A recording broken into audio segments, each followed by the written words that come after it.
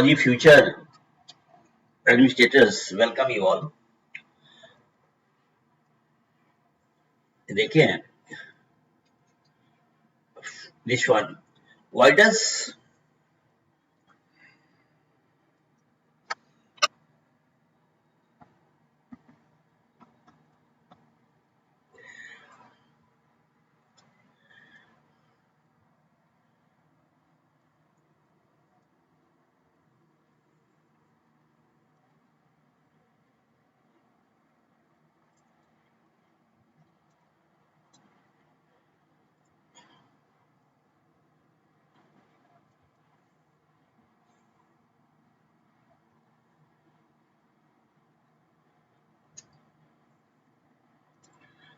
does an iron nail float on mercury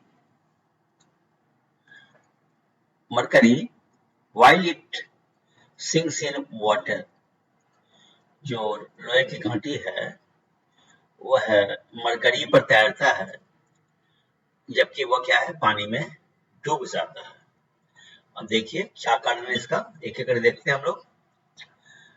due to less chemical interaction of iron with mercury than it is with water. No, wrong है ये। Iron is heavier than water and lighter than mercury. No, iron has greater density than water and lesser than mercury. Mercury is heavier than water. C is the right response. So जो भी हमारा जो है लोहे की काठी है वह पारा पर तैरता है, पानी में डूब जाता है।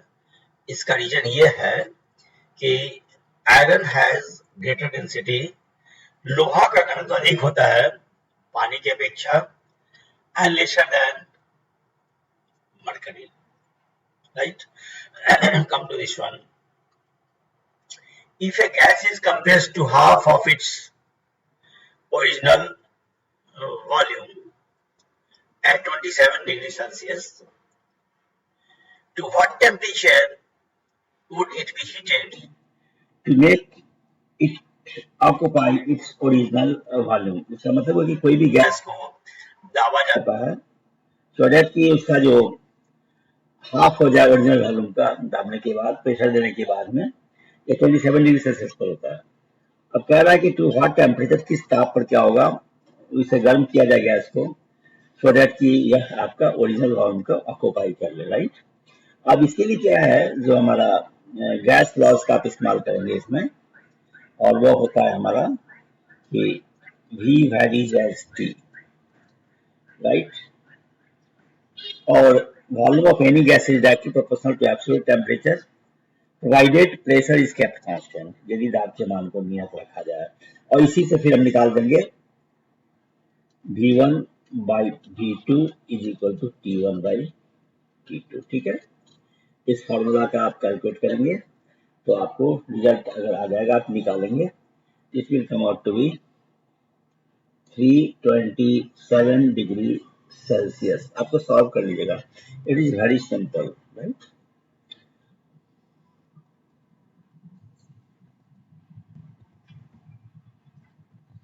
अब आइए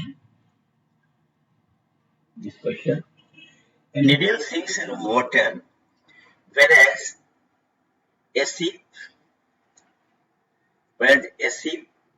made of iron floats on it because, यानी जो क्या होता है कि नीडल जो काठी होती है वो पानी में डूब जाता है, लेकिन लोहे का बना हुआ बड़ा जहाज जो होता है वह तैरता है, फ्लोट करता है। इसके रीजन देखिए आप, the edge of the needle is painted, no, wrong. The ship is flat, ship जो होता है, जहाज जो होता है चिपटा होता है, ये भी wrong है। The ship drives by a powerful engine, ये भी wrong है। Relative density of the needle is greater than that of water displaced by it, ये right है। ये एक्चुअली क्या है कि लॉज ऑफ फ्लोटिंग है, उत्प्लावन का सिद्धांत है, आर्किमिडीज प्रिंसिपल है। उसको अगर लागू करेंगे, then he will very easily conclude that a needle sinks in water, whereas a sheet made of iron floats on it, because relative density of the needle is greater than that of water displaced by it, right?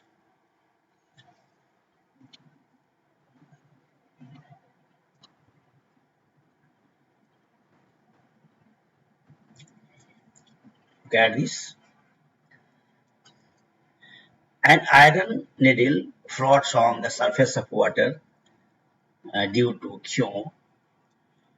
An iron needle floats on the surface of water due to, ये state question याद रखिएगा, due to surface tension, सीधे याद कर लीजिए इसको.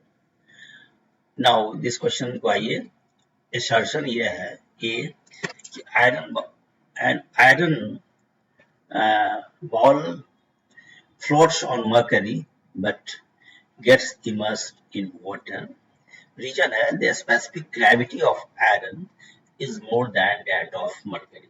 हमें देखना है, दोनों सही है, एक दूसरे का एक्सप्लेनेशन भी है, इससे हमें करना है ये. तो आप देख लीजिए, both A and R are true and R is the correct explanation. No, both A and R are true but R is not the correct explanation. No, A is true but R is false. Natural है ये. देखिएगा कि ये जो statement है आपका, an iron ball floats on mercury but gets immersed in water, जो लोहे का जो बॉल है वो मरकरी फ्लोट करता है जबकि वो पानी में डूब जाता है.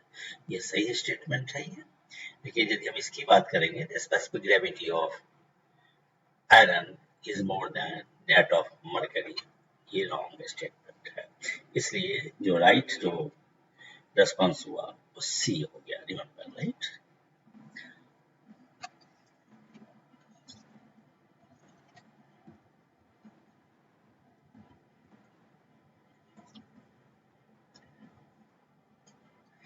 ये देखिए हम लोग इस क्वेश्चन को, while lifting a bucket of water from a well, पानी से जब निकालते हैं, सॉरी कुएं से जब एक बाल्टी पानी निकालते हैं, we feel that, ऐसा लगता है, that the bucket, क्या फील होता है?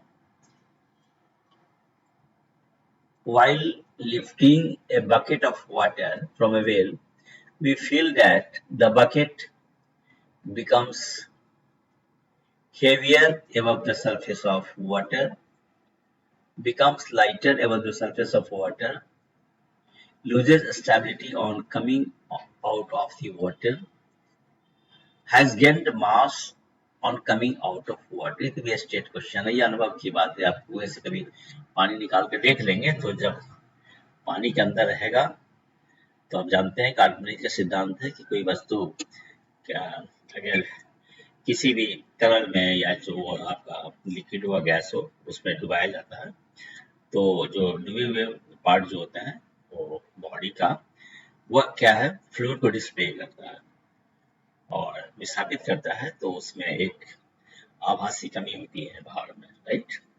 जो आभासी कमी ठोस के डूबे हुए भाग के द्वारा विस्थापित तरल पदार्थ के भार के बराबर होता है. तो क्या है, जाहिर है कि पानी के अंदर रहेगा तो क्या होगा, वो हल्का लगेगा, जब बाहर आएगा तो क्या होगा, वो आभासी कमी रहेगी, नहीं तो हेवी हो जाएगा. वो याद रखिएगा, becomes heavier above the surface of water. Look at this. An ice cube is floating in a glass of water. किसी भी ग्लास में पानी ले लीजिए और बर्फ के क्यूब को, आइस क्यूब को, बर्फ का जो घन होता है उसको रख दीजिए ऊपर में. What happens to the water level when the ice melts? जल, ग्लास में जो जल था पहले से उसके लेवल में क्या अंतर होगा, राइट? अब क्या चीज फ्लोटिंग होता है ऊपर में तो क्या होगा, राइज तो करेगा नहीं, ये फॉल्स तो होगा नहीं, आपका रिमेन्स द सेम. यस, ये जो हमारा सी होगा दिस राइट डायरेक्शन, याद रखिएगा an ice cube is floating in a glass of water, what happens to the water level when the ice melts? Answer is it remains the same. यानी क्या है, glass में जो पानी पहले से है उसके जल के स्तर में लेवल में कोई चेंज नहीं होगा.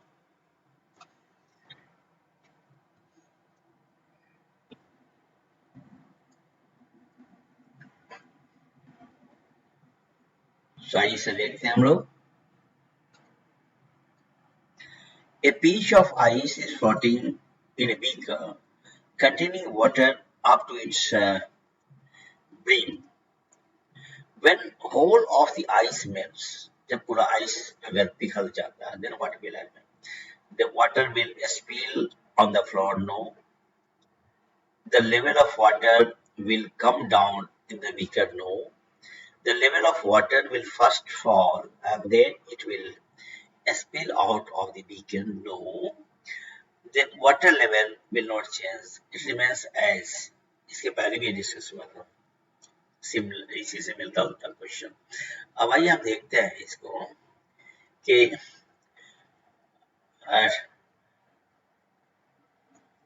20 gram of water is filled in a weightless balloon.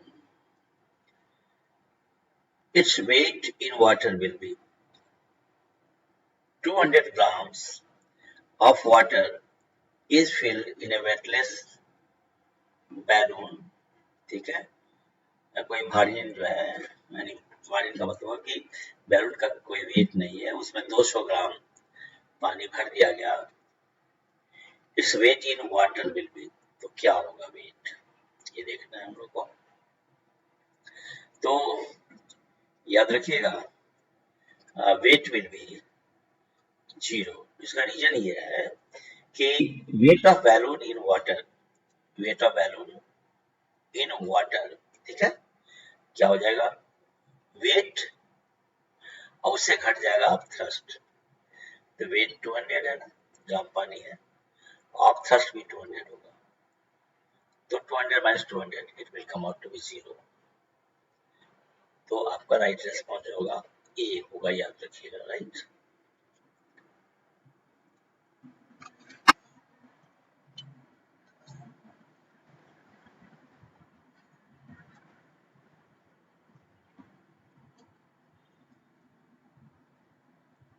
देखिए इसको. The clouds float in the atmosphere because of their low, ये भी डायरेक्ट क्वेश्चन याद रखिएगा. Low density. Clouds float in the atmosphere because of their low density. Cloud का जो density होता है वो कम होता है, इसलिए क्या होता है, वो एटमॉस्फेयर में तैरता रहता है, फ्लोट करता रहता है. राइट, ये देखिए, a body floats at 4 degree Celsius water. if temperature reaches 100 degree Celsius, then तो क्या होगा, the body will sink, no change, more part of the body will submerge, the body will float freely. No, ये first response होगा. क्या है, the body will sink. क्यों, a body floats at 4 degree Celsius, 4 degree Celsius पर क्या है, ये तैर रहा है कोई बॉडी, और टेम्परेचर जब बढ़ा दीजिएगा तो क्या होगा, वाटर कन्वर्ट हो जाएगा ना, वाटर का वॉल्यूम बढ़ेगा, एक्सपेंशन हो जाएगा, तो स्वतः क्या होगा, बॉडी उसमें डूब जाएगा. याद रखिए.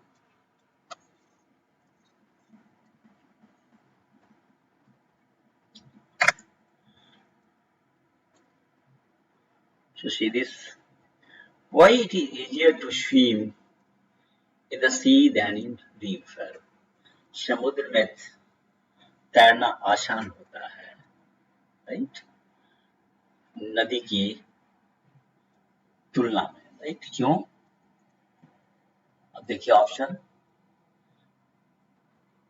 पहला ऑप्शन है आपका कि the sea water is salty, B, the sea water is deep, C,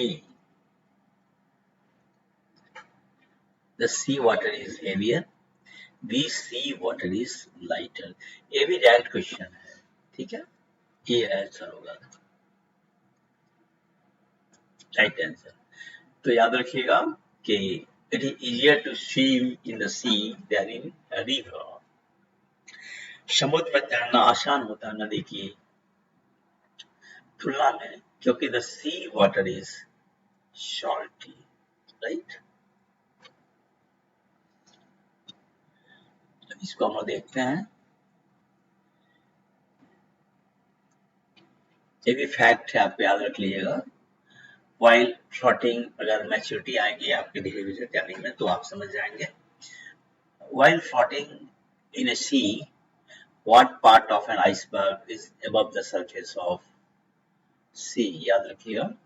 while floating in a सी, समुद्र में जो हमारा आइसबर्ग है वो तैरता है, तो सी वाटर सरफेस का कितना भाग ऊपर रखता है, इमीडिएट क्वेश्चन है, याद रखिएगा।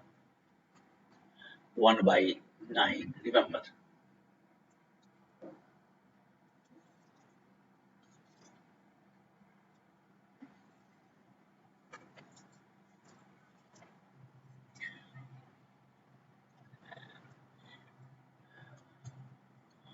Look at this.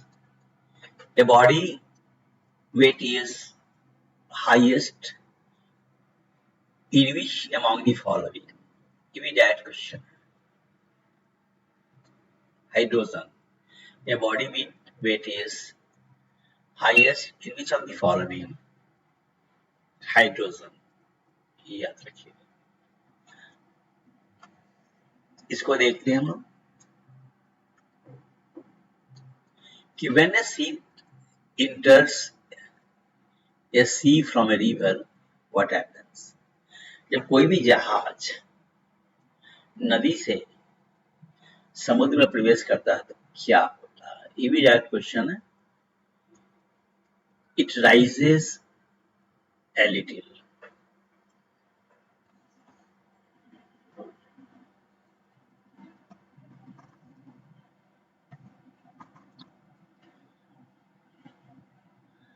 अब देखिए इस क्वेश्चन को, असर्शन है, ये रीजनिंग है। When a ship enters a sea from a river, it rises a little. Reason: the density of sea water is greater than that of a river water। अब देखते हैं क्या है, अभी तो दोनों ही सही लग रहा है। Both A and R are true and R is the correct explanation of A, right response, याद रखिए।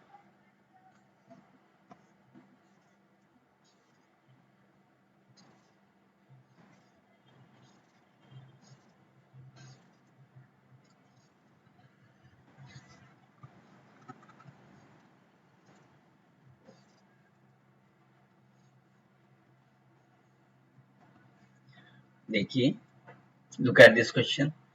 Which of the following radiations has the highest energy per quantum, right?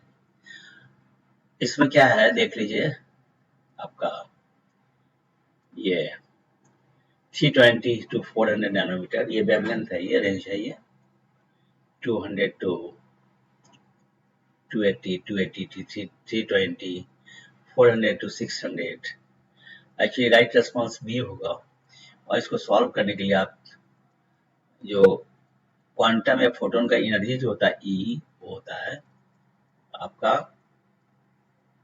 hc by lambda, जहां पर ई energy हो गया, H Planck's constant हुआ, इसका value होता है 6.63 10⁻34 joule second, c speed of light, lambda wavelength. इसका इस्तेमाल करेंगे तो आपको ये आ जाएगा कि आपका विच of the following radiation has the highest energy, जो दिया हुआ चारों ऑप्शन में याद रखिएगा कि 200 radiations having wavelength range 200 to 280 nanometer has the highest energy per quantum. Right?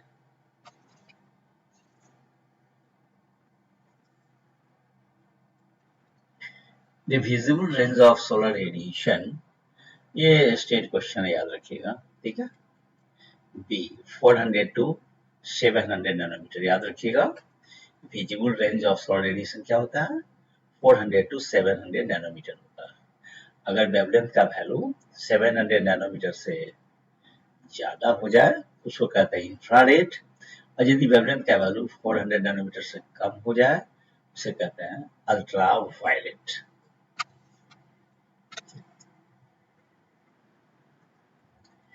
The wavelength extension of visible light is, ऊपर में भी चर्चा हुई है, ये हमारा visible light is 390 to 780 nanometre, याद रखिएगा।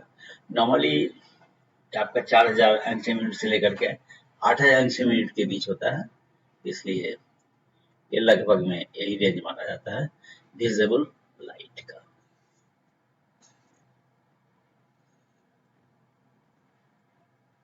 देखिए, the nature of radiation of light is, ये आपका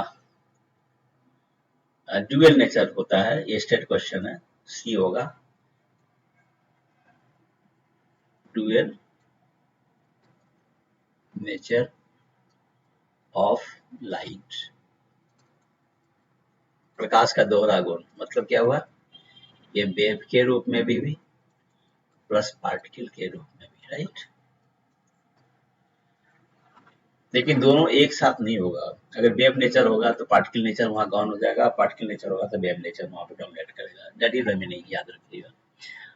अब आइए इस क्वेश्चन को, the wavelength of visible spectrum is in the range of, यहाँ देख लीजिए, बी 3900 एंगस्ट्रॉम टू 7600 एंगस्ट्रॉम और 4000 एंगस्ट्रॉम के बीच में होता है नॉर्मली। तो इसको देखिए, human I is most sensitive to visible light of the, ये स्टेट क्वेश्चन याद रखिएगा, 5500 एंगस्ट्रॉम यूनिट, याद रखिएगा। ये देखिए फिर, light appears to travel in a straight line because, ये स्टेट क्वेश्चन है, without wasting time, light, the wavelength of light is very small, याद रखिएगा। Light seems to travel in a straight line, ऐसा लगता है कि प्रकाश का गमन सीधी रेखा में होता है। इसके पीछे कारण यह है कि प्रकाश की तरंग लंबाई का मान काफी कम होता है, right. Next question, among the colors mentioned below, the eye is more sensitive to colors between, direct question है भी, याद रखिएगा। येलो एंड ग्रीन,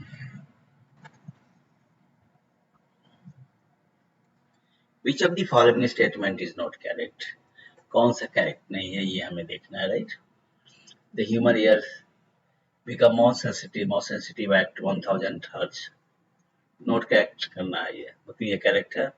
और human I becomes more sensitive for red colour, ये तो ऐसे ही क्या है, ये स्टेटमेंट आपका सही नहीं है, इसलिए क्वेश्चन के अनुसार बी आंसर होगा, राइट। आते हैं इस पे, देखते हैं, विच of the following statement is true, इसमें कौन सा सही स्टेटमेंट है ये देखना है आपको।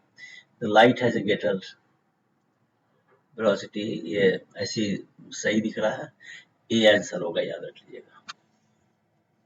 आइए इसको देखते हैं हम लोग। The speed of light in vacuum is nearly 3 into 10 power 8 metre पर सेकेंड, ये हमेशा याद रख लीजिएगा, राइट। इसमें ये भी स्टेट क्वेश्चन है, 3 into 10 power 8 मीटर पर सेकेंड।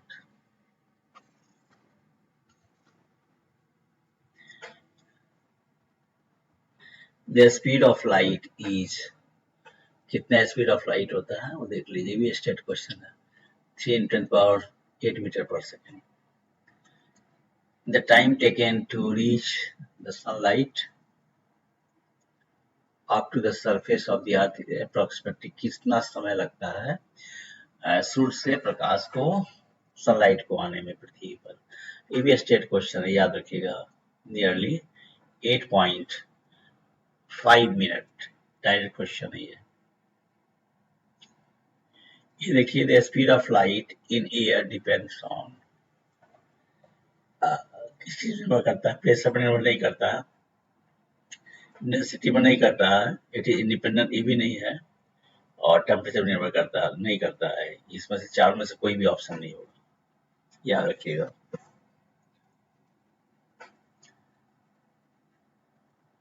देखिए, light from the sun reaches the earth, कितना देर में? लगभग 8 मिनट, याद रखिएगा। ये स्टेट क्वेश्चन, 8 मिनट लगता है लगभग। ये देखिए, the sunlight from the sun to the earth reaches, ये भी 8 मिनट्स हुआ, direct question. Velocity of light is maximum in, याद रखिएगा, वैक्यूम में मैक्सिमम होता है। और which of the following has the highest velocity, किसका वेलोसिटी सबसे ज्यादा होता है? तो याद रखिएगा, लाइट का। एल्बर्ट आइंस्टाइन का प्रिंसिपल भी है, ठीक है, स्पेशल थियरी ऑफ रिलेटिविटी। अब इसको देखिए, light travels eight A maximum speed in, किसमें प्रकाश का वेग? दैट क्वेश्चन है, vacuum. The speed of light will be minimum while passing through, किसमें सबसे कम होगा? तो ये ग्लास है, दैट क्वेश्चन है। ये निर्भर करता है रिफ्रैक्टिव इंडेक्स पर, वर्तमांक पर। Each of the following does not change when light travels from one medium to another, तो कौन सा चीज नहीं बदलता है? सीधे क्वेश्चन, स्टेट क्वेश्चन है, फ्रीक्वेंसी, याद रखिएगा।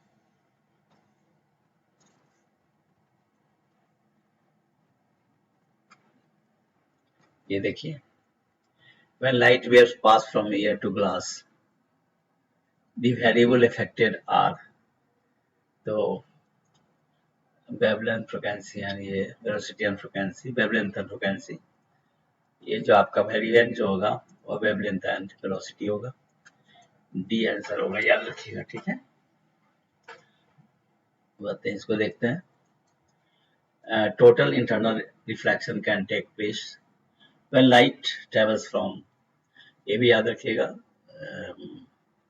आपका डायरेक्ट क्वेश्चन है ये। डायमंड टू ग्लास मतलब डेंसर टू एरिया, याद रखिएगा। डायमंड क्या है? डायमंड डेंसर है, सघन मध्यम है, और ग्लास क्या है?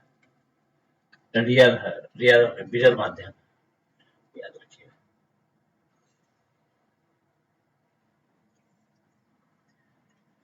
When light passes from one medium to another medium, which one of the following does not change, कौन सा चेंज नहीं होता है? दाता की फ्रीक्वेंसी, ऊपर में डिस्कस हुआ था, डायरेक्ट क्वेश्चन है। इस क्वेश्चन को देखिए कि the cut diamond shines brilliantly due to, क्यों ये चमकता है? इस में स्टेट क्वेश्चन है। टोटल इंटरनल रिफ्लेक्शन, डायमंड का रिफ्लेक्टिव इंडेक्स का मान काफी ज्यादा होता है, राइट। अब आते हैं, इसको देखते हैं कि when area of light travels from a denser medium to rarer medium, then क्या होता है? It speeds up and bends away from the normal. ये डायरेक्ट भी है आपका, ठीक है, क्वेश्चन है ये। इसको देखते हैं हम लोग।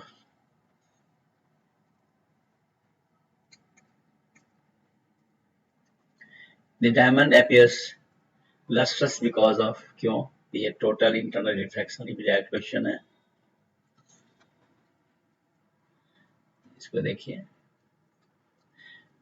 the formation of glittering colors in thin form of soap is the result of each of the following, जो साबुन का जो सॉफ्ट फिल्म जो होता है, साबुन का जो फिल्म होता है वो चमकता क्यों है? उसके बारे में पूछा जाता है, याद रखिएगा। This is due to total reflection and interference. Remember, right? That's all for this lecture. Thank you.